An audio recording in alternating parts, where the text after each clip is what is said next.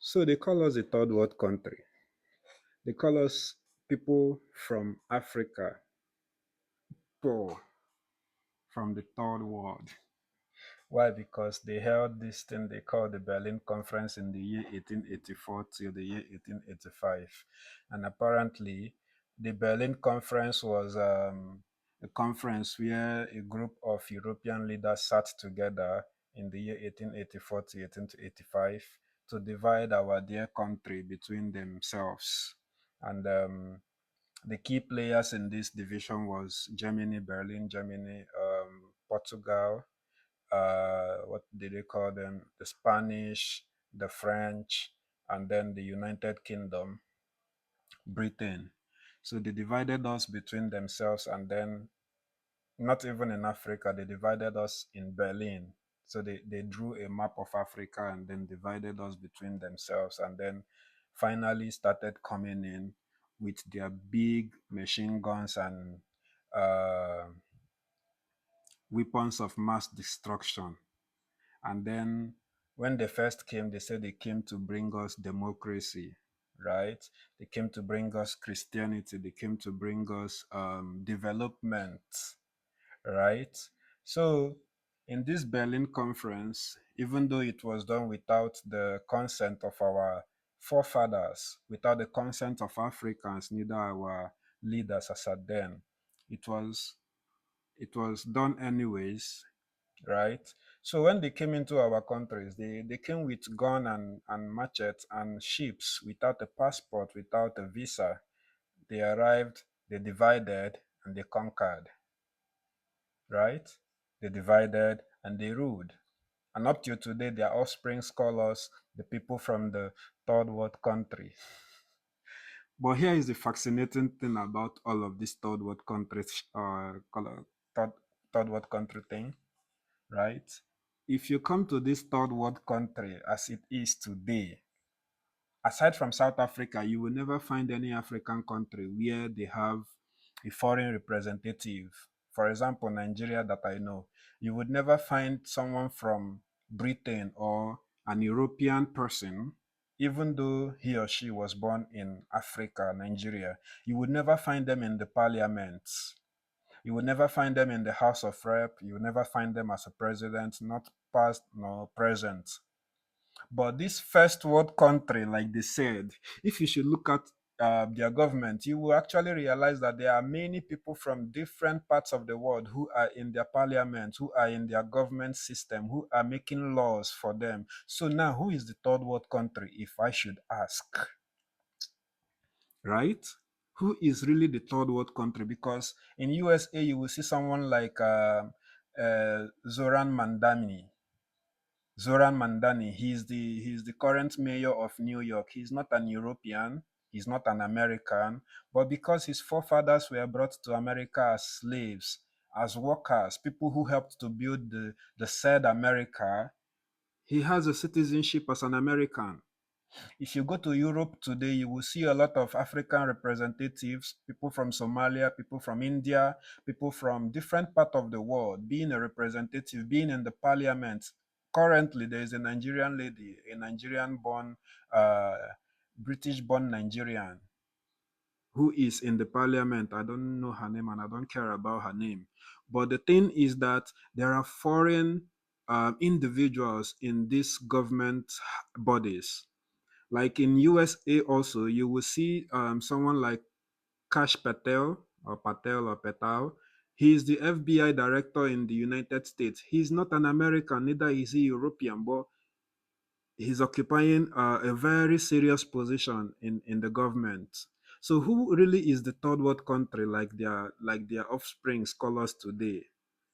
They call us the third world country because their forefathers from Europe came to our land, divided us, steal our natural resources, steal our forefathers, took them to the Americas and Europe to enslave them, which ended up for them becoming citizens of America today, citizens of Europe today.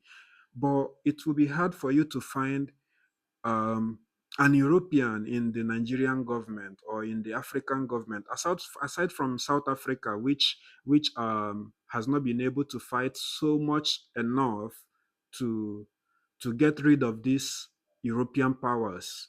Because as it is right now, the Europeans has merged together with the South Africans and they have become Afrikaners. That's what we call Afrikaners, right? But at the same time, every other part of Africa has their own leaders, Africans. You can never find an European being a representative, not in the House of Reps, not in the Senate, neither as a president, past or present. So, who is really the world power right now? Who is really the third world country? They make all of these immigration laws just to keep away Africans and other countries from getting into their first world country. Why? Because they are scared. They are scared that we might rise up in anger for revenge for what they have done to us, our forefathers, and our land. For the pillaging, the stealing, the raping, they are scared.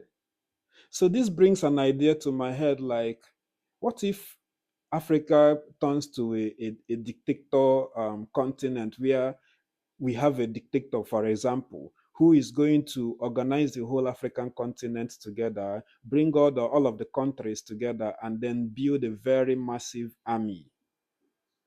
We have the natural resources. We have everything it takes to build the guns, the missiles, the ballistic missiles, the all of the weapons of mass destruction. We have all the natural resources in our land in Africa to build all of those. So how would it be if one person stands up as an African leader, one African country, one people? If we should stand up, right, realize the wrong that has been done to us in the years past, and then decide to take up arms against these people, don't you think we can win? Of course, we can win. Of course, we are bigger than the Europeans. Of course, we are bigger than America. But that is not the reason I'm here. The reason I'm here is to remind our youth that that divide and conquer that started in the year 1884 till the year 1885 is still going on till today. That's why they've monetized our social platform. That's why we are here, sitting in the front of camera, setting our ring lights to engage our fellow Africans for likes so that we'll be monetized on the platform, on Facebook, Twitter, TikTok, and all of it. While we are here chasing for clout, chasing for monetization, they are still there looting our natural resources and building SpaceX. They are still there looting our natural resources and making themselves richer. So they got rich by stealing Africans' natural resources and taking to their country, building their country to what it is today. And now, for us to go to their country to visit, we have to have what they call visa. Even traveling from one country in Africa to another, because of the European powers, we have to go with our passport and then apply for a visa. Imagine going from Texas to Alabama, you need a visa. That's not possible in the USA, but it's only possible in Africa.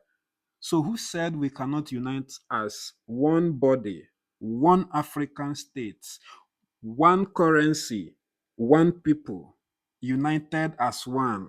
Fascism. I think it's time for all Africans to actually wake up to the call that the same colonial playbook that has been going on from the year 1884 and 1885 is still going on till today. They are still taking us for slavery. That's why you will see our doctors, they will graduate from the university and they are all looking for ways to go to America, Europe, Britain to look for a better job. Why? Because they've looted everything that could help us become independent of their country, but not everything, because Mother Earth doesn't give enough. Mother Earth keeps supplying us with everything we need: the oil, the gold, the minerals, everything we need still comes in abundance. So why I'm here on this camera, I'm not here to pursue likes and engagement. I am here to pass a message that you and me as Africans, it is time for us to rise up and really take responsibility of our continent. It is about time we start to ask the necessary questions like what is really going on, not just running around social media looking for engagement. No, we have more minerals that mineral resources.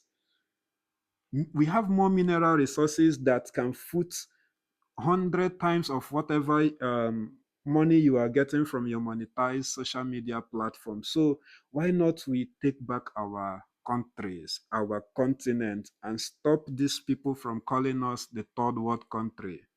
Anyways, I am the famous stories, and from here on, we'll be talking more about Africa as a whole and as a people, why we need to be united as one. Fascism, if that is what you wish to call it. Fascism, we need to unite as one, take back our country, make use of our own natural resources, build our country. We have a lot of potential, we have a lot of youths, we have a lot of people, a lot of smart minds in Africa. And I believe that this generation of my generation specifically, can really, really make a change. So if you know any news about the past that keeps bugging your mind, I would like you to drop it in the comment section while we talk about it and many other subjects that is concerning our continent. Thank you very much.